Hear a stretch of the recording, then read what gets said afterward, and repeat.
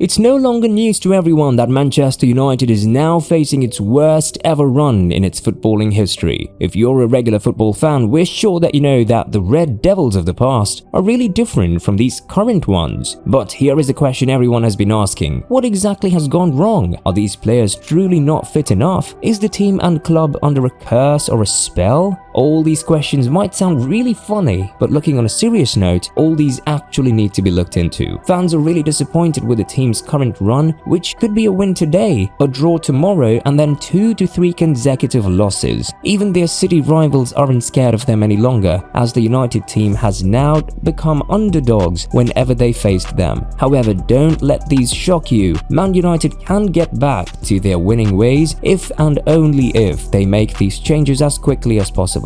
You might ask, what could that be? Well, sit back and listen as we break everything down for you. There is no sugarcoating it. Early 2022 was a horrible year for the Red Devils. It began with them failing to qualify for the Champions League and ended with them finishing 6th in the Premier League. The Red Devils were woeful last season and were expected to bounce back this time around, but things haven't really changed as expected. It is clear that something needs to change at Manchester United. The team has not been performing well in recent years, and the fans are becoming increasingly frustrated. Oh yeah, you're right if you say the team seems to be doing some good lately than they were last season. This is majorly due to the fact that they were able to make some important signings during the June to early September transfer window. The signings included top-tier players such as Christian Eriksen, Antony, Casemiro, and Lisandro Martinez. Then the club owners also brought in Erik Ten Hag, former Ajax club coach, as the new manager and coach of the United team. They've all been a major boost for the team this new season. However, everything is still yet to go as planned and expected.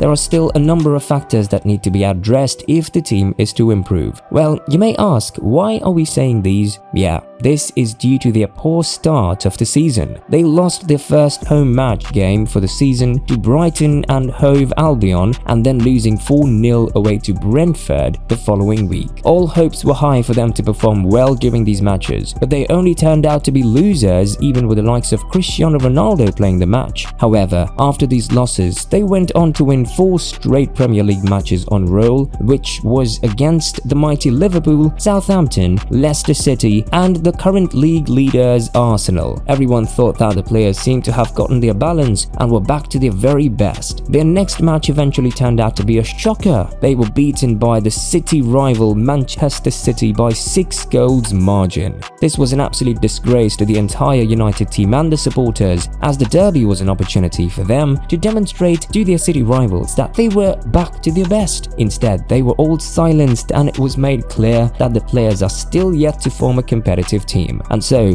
this is where we bring out our first major change point, which is the need for the club owners to buy a top-class striker. If Manchester United are to challenge for the title next season, they need to invest in top-class striker. Marcus Rashford has not been at his best this season, Anthony Martial has struggled with injury and fitness, and Cristiano Ronaldo, who is aging, hasn't been at his very best as he is benched most of the time. Erik Ten Hag needs to bring in a player who can score 20+ goals a season and lead the line. Harry Kane would be a perfect signing, but he is unlikely to leave Tottenham Hotspur. Kylian Mbappe is another option, but he is unproven in the Premier League. Looking at Manchester City on the other end, since signing Erling Haaland, they have now become more fierce in attack. This is no news, as everyone has seen this young lad scoring goals every single game. He is the current top scorer in the Premier League, and he doesn't seem to be slowing down. The fact of the matter is that Manchester United need to spend big if they want to compete with the likes of Liverpool and Manchester City next season. Richard Arnold and the Glazers need to back Erik Ten Hag in the upcoming January or June transfer market and give him the funds to sign a world-class striker. Another change required is the need for more pace and urgency in attack. While much of the focus at Manchester United last season has been on their struggles defensively with the likes of Harry Maguire and co,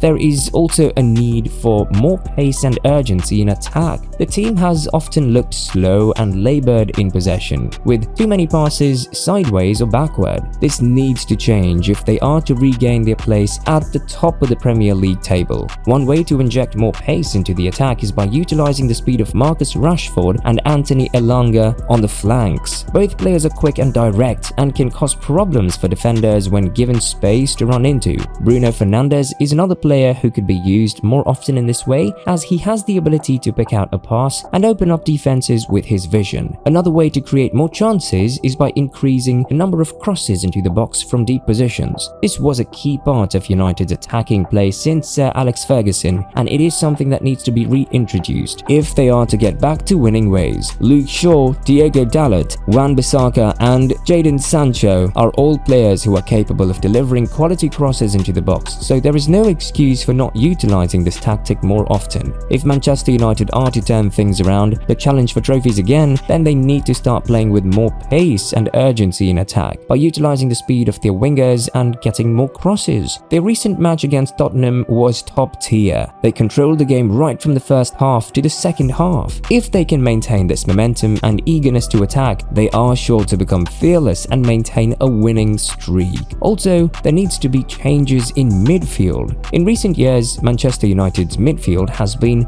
a bit of a hotspot, with players coming and going and very little stability. This needs to change if the club is to get back to its best. The first thing that needs to be done is to offload some of the dead wood. Players like Donny van de Beek and Phil Jones have no future at the club, and they should be sold as soon as possible. Next, more focus should be placed on using Fred, Bruno Fernandes and Casemiro in the midfield. Fred and Casemiro have been phenomenal of recent, and benching them to be used as a substitute isn't a good idea for the team. In conclusion, there needs to be more faith shown in young players like Facundo Pellistri and Alejandro Garnacho Ferreira. Both of them have shown glimpses of real quality and should be given more opportunities to shine in the first team. Finally, one last change vital in Manchester United is the need for changes with the match formation. When it comes to changes that need to be made at Manchester United, one more important thing that needs to be addressed is the match formation. Currently, United is using a 4-2-3-1 formation, which isn't working consistently for them. The main reason this formation isn't working is that it doesn't allow for natural width in the attack. This width is something that's needed in order to create space for the forwards to operate in and to get crosses into the box. A more suitable formation for United would be a 4-3-3. This would provide natural width in the attack thanks to the wingers, while also allowing for a central creative player like Bruno Fernandes or Christian Eriksen to thrive.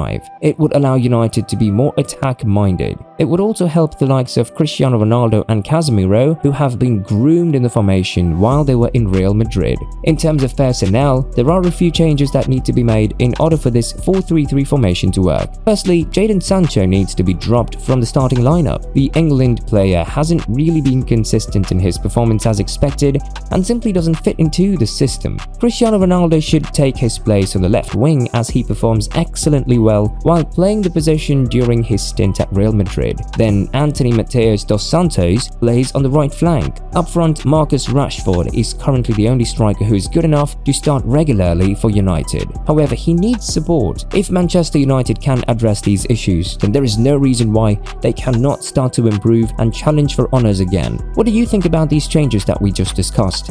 Can it really help the team in gaining back their glory days and becoming the indomitable Lions of the past? Or maybe you do have a contrary opinion? Kindly let us know your thoughts by dropping your comments in the comment section below. Don't forget to hit the like button, subscribe and also share this video with your friends and family. Thank you for watching. Anticipate our next video update.